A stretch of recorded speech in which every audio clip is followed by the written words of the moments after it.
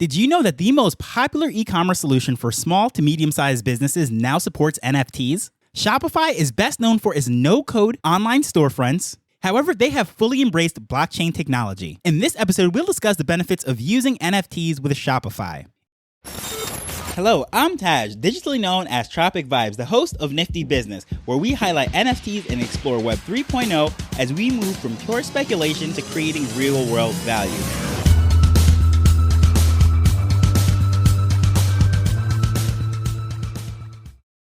If you're coming from the online marketing or business world, most likely you know what Shopify is. If you've never used it for your personal use, you've at least heard of it. But in case you haven't, it is by far the most popular no-code solution for having up a storefront. It doesn't matter what industry you're in, it is almost the top recommendation for anyone that's trying to open an online storefront. Of course, there's other solutions and other ways to sell, but as far as being independent, not having to rely on Amazon, eBay, or one of the other marketplaces, Shopify gives you the infrastructure, everything that you need to run your own website and your e-commerce store, and without having to do all the configuration of, say, a WordPress or a custom-coded, custom-built solution. And because of this, it has become very popular. Now, when it comes to e-commerce, the NFT world and Web3 really have done things the wrong way. The number one way that people usually do this is by merchandise sales. This is something that I've been very critical about if you've been listening to the show. And it's usually because NFT projects have no idea how to sell merchandise or what gives the merchandise the value itself. Everyone sees what Bored Apes have done and tries to replicate that and copy that, not understanding that that is an outlier, that is the exception to the rule.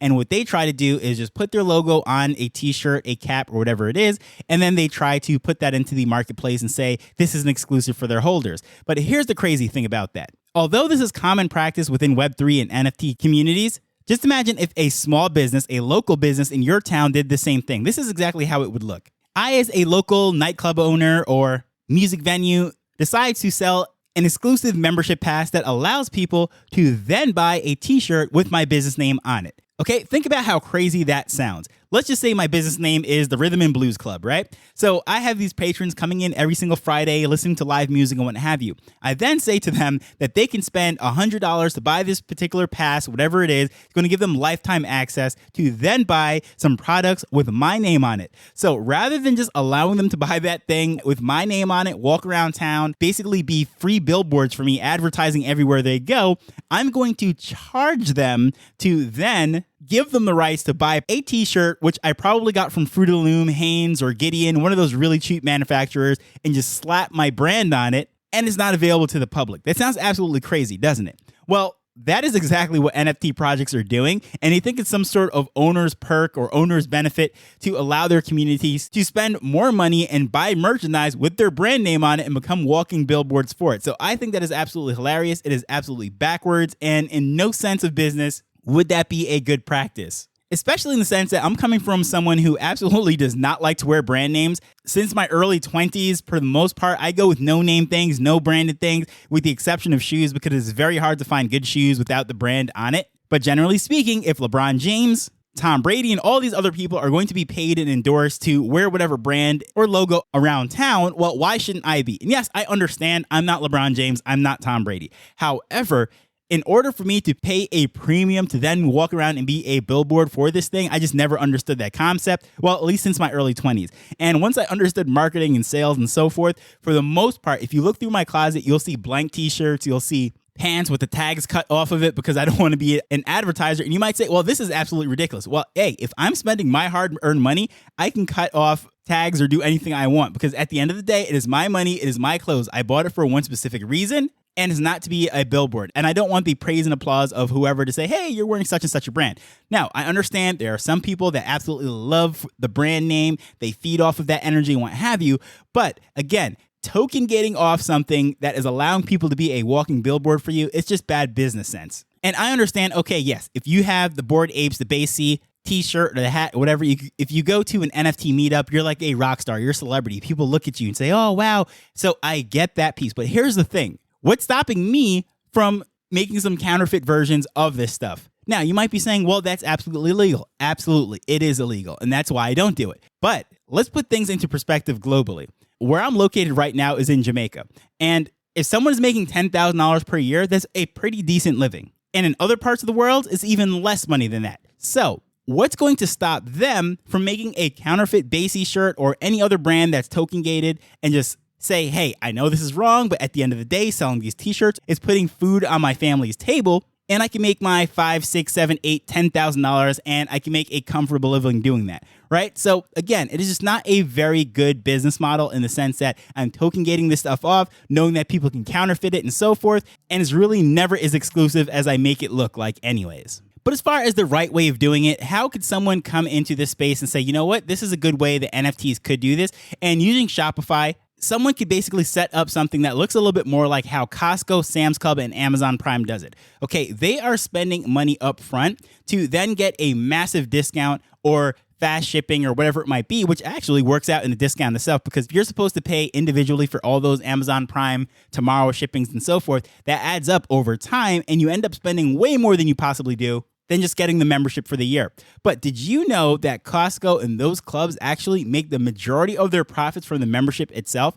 They're usually selling things at such a discount that they're not making much money on those items. So the person who's holding those memberships is getting such a good deal that in essence, the only way for those clubs to really make money is to sell the membership. So I'm going to use an example right here. We know that Starbucks is in here with NFTs and their membership rewards program and so forth. But what if they had one, like say you have an NFT that gives you a membership that allows you to buy certain products for 15% discount on the website with an auto delivery. So every single month, whatever Starbucks product, or not even just Starbucks, I'm just using Starbucks because we know that they're in Web3 and so forth, but you can really apply this to any kind of business, any kind of consumable product that you could use auto billing on. Now, someone can have that NFT, which then serves as basically that membership of Costco's or so forth. And by having it, they can then get auto billed at a discounted rate. So that discount might be the entire margin, especially on food. Food does not have a very high markup or margin, but knowing that the discount is given and then the membership is basically covering the cost of all the additional stuff, in essence, that's just one way to have customer loyalty and so forth. And of course, you're not going to do this with all the products. So let's just say you're selling a certain amount of items, like the most popular items, at a break-even price to these NFT holders. Well, then you're going to know that, well, while they're there, they're browsing, they're already shopping, they're going to add a couple other things into the cart, and that's where they're going to make the money. So there's a lot of interesting things that you can do as a marketer to then drive up and find profits in other ways. But you just know that your most popular item, the thing that everybody wants, they're able to get it at basically a break-even price. And it's a win-win for them in the sense that they're getting the deal of their life. But also, you know that they're going to keep coming back and getting other things into the cart. Or in the case of auto delivery, you know that it is someone that's always in the pipelines, constantly getting emails and so forth. And it is much easier to make sales to someone who's already your customer than a brand new person. Not to mention, it is virtually free. Because if someone's already on your email list as a customer and so forth, just to forward an additional email to say, hey, did you know that we have a new flavor or we have a new product or we have this promotion going on for next month is incremental. It costs literally fractions of a cent, so small that you don't even calculate it to send out an email versus running Facebook ads or whatever promotion that you're going to have to do for these new customers to educate them about the company and the product and so forth.